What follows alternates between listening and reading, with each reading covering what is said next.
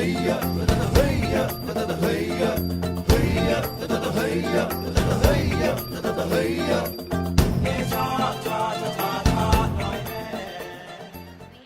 our moderators for this panel discussion are Dr. พิทยาธรแก้วคง and อาจารย์ดิยพรวิสมิตนันท์ Most of them they are lecturers from the World Languages Program and Thaksin University. Therefore,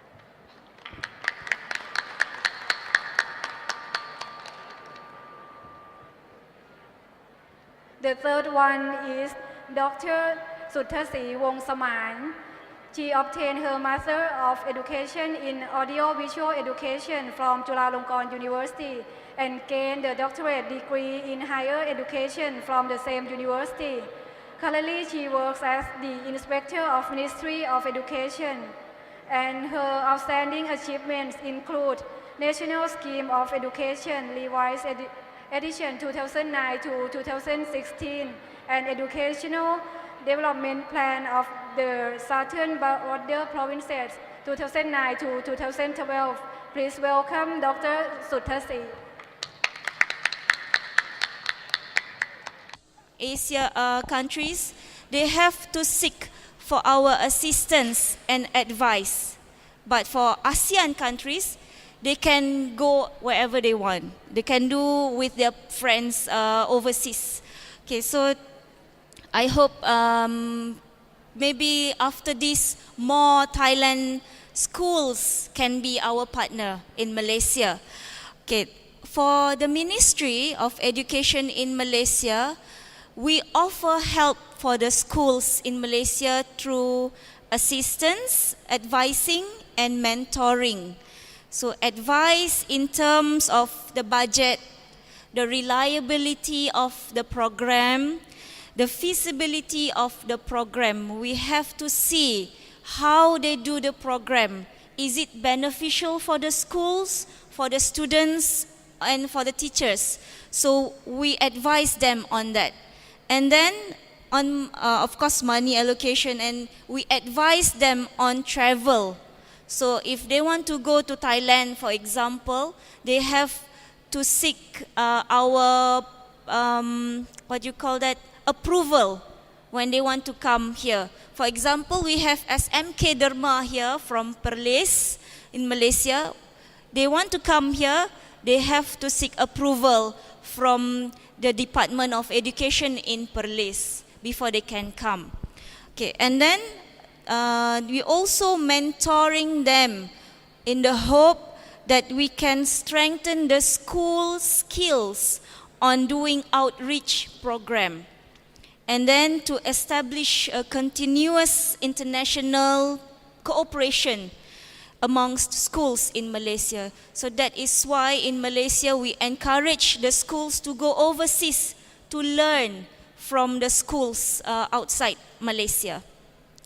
And then, the benefits that we can get, from tons of programs done by our schools in Malaysia, in overseas, we can also promote the system of education in Malaysia. And then we can also learn the diversity of education system and program overseas. For example, the schools in Malaysia, not only in, maybe you know, Kelantan, Perlis, Kedah, and also Penang. Okay, they are quite near to Thailand, so they always come to Thailand.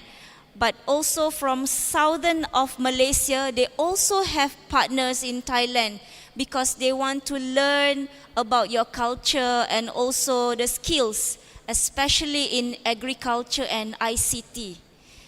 That I believe many of our teachers and students just love to come to Thailand, not only for that, but also for shopping, I believe that.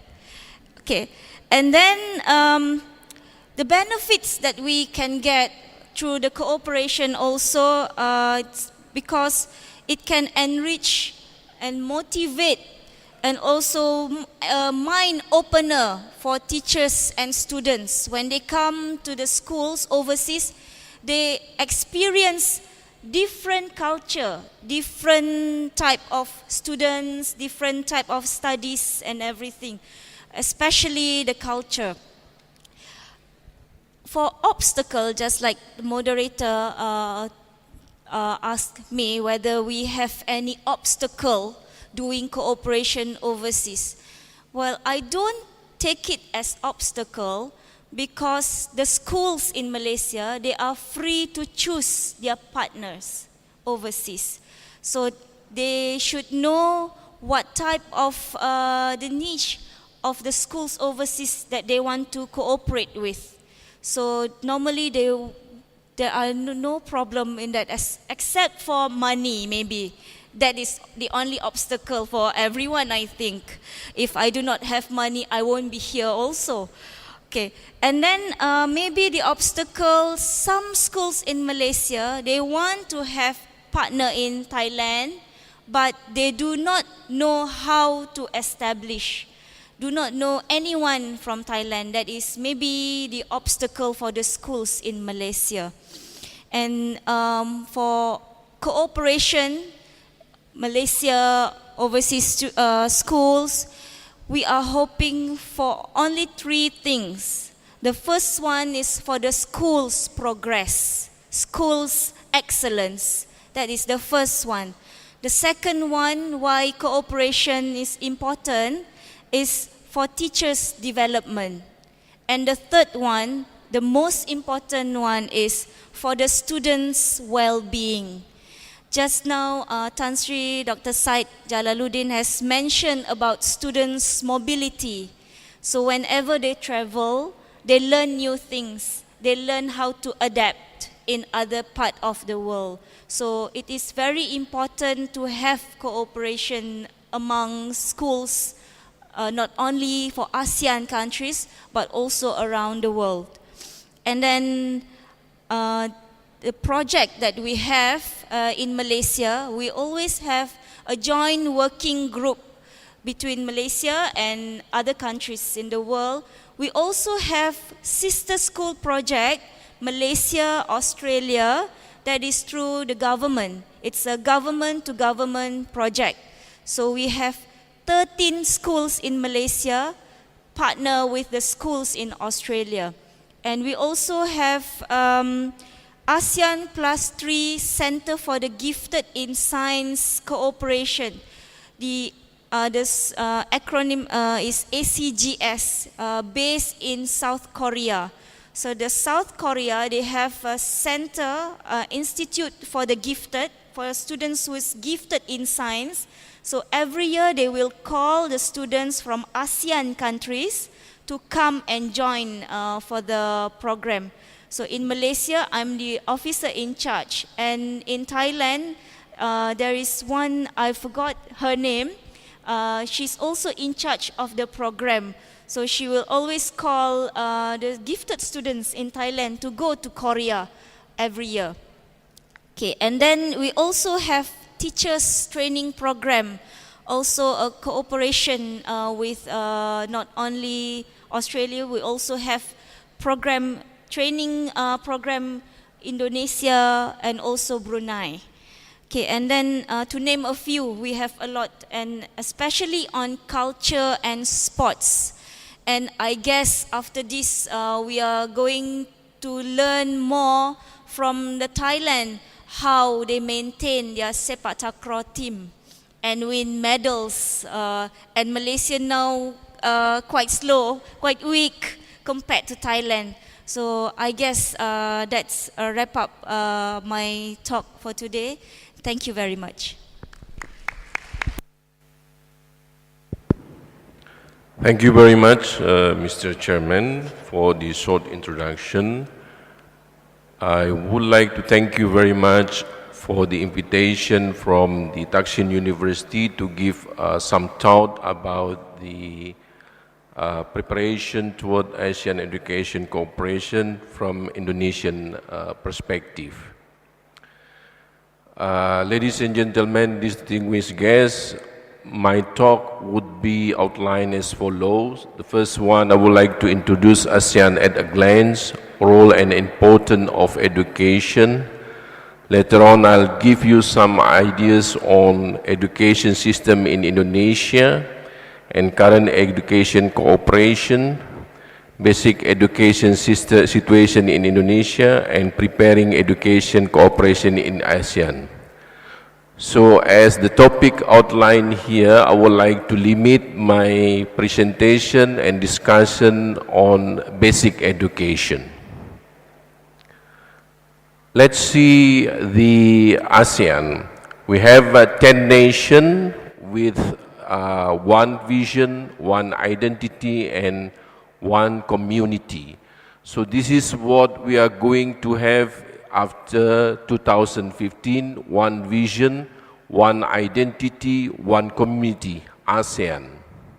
So if you look at the ASEAN, the situation in ASEAN right now, the region has a population of about 600 million with a total area of 4.5 million square kilometers. And if we combine the gross domestic product, it will be 3.36 trillion. And an economic growth predicted in 2012 will be 5 to 7.2%. And this is a big opportunity for other countries to work with ASEAN as a single entity or a single production and a single market. So under Bali Concord in 2003, ASEAN already agreed to create ASEAN Economic Community by 2015. When it is ratified by each member country of ASEAN, then ASEAN will be a single market and a single production base. And this will be developed based on 5 principles: the free flow of goods, the free flow of service, the free flow of investment, the free flow of capital, and the free flow of skilled labor. So I put the red in skilled labor because this is which related to the preparation of our students to become a skilled labor, which to enable them to work overseas, not only in ASEAN but at the international level. If you look at the ASEAN Charter, Article 1, Clause 10, in the role of education is to develop human resources through closer cooperation in education. So it's very clear enough in the ASEAN Charter that mention to develop human resources through closer cooperation in education and lifelong learning, and in science and technology for the empowerment of the peoples of ASEAN and for the strengthening of the ASEAN community. So this is the encouragement from the formation of ASEAN to cooperate in education, science and technology for the benefit of the people of ASEAN. So the importance of education, if you are looking at the Cham Hua Hin Declaration on strengthening cooperation and education to achieve an ASEAN caring and sharing community in 2009, it is mentioned that education sector should not be viewed solely under the socio-cultural pillar, but by developing human resources permeates through all the 3 pillars of the ASEAN community in enhancing competitiveness of individual member states as well as ASEAN as a region.